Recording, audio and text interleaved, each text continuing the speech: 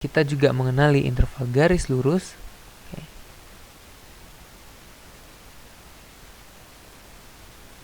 Itu interval yang kita notasikan dengan ya pada dasarnya Anda bisa membayangkan di sini garis lurus.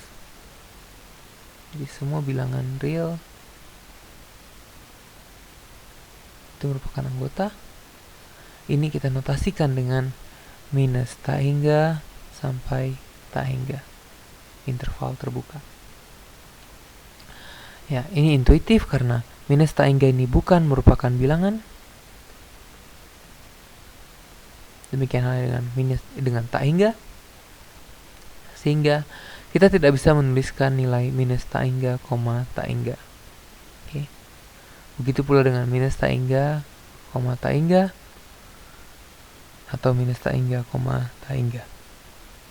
Ini tidak, notasi ini tidak ada di dalam konteks pembelajaran kita.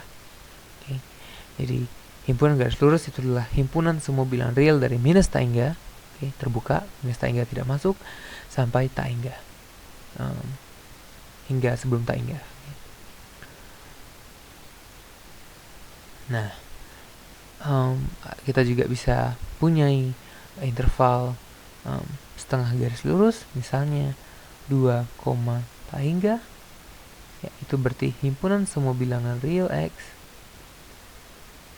sehingga 2 kurang dari sama dengan X. Oke.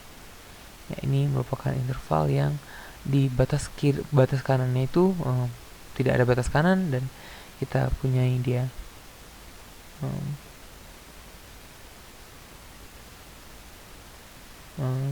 sampai tak hingga. Oke. Semua bilangan yang besar sama dengan 2 itu langsung masuk ke dalam interval kita. Ya.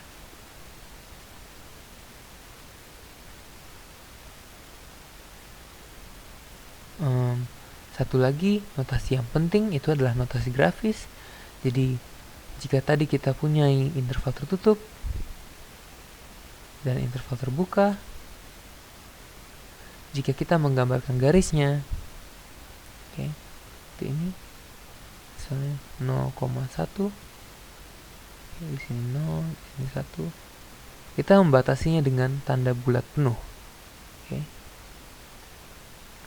Sementara jika dia intervalnya interval terbuka, misalnya seperti ini, maka kita menandai, misalnya di sini 0,1, maka kita menandai dengan bulatan yang kosong.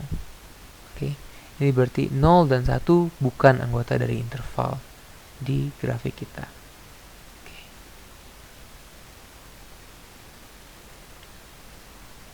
Ya, kita bisa mengaplikasikan notasi grafik ini untuk interval setengah terbuka, misalnya di sini 0,1. Tentu saja secara intuitif kita bisa gambarkan grafiknya di sini 0,1, di mana 0-nya merupakan anggota, jadi kita berikan bulat penuh, dan 1 bukan merupakan anggota sehingga kita berikan bulat kosong. Dan inilah solusinya.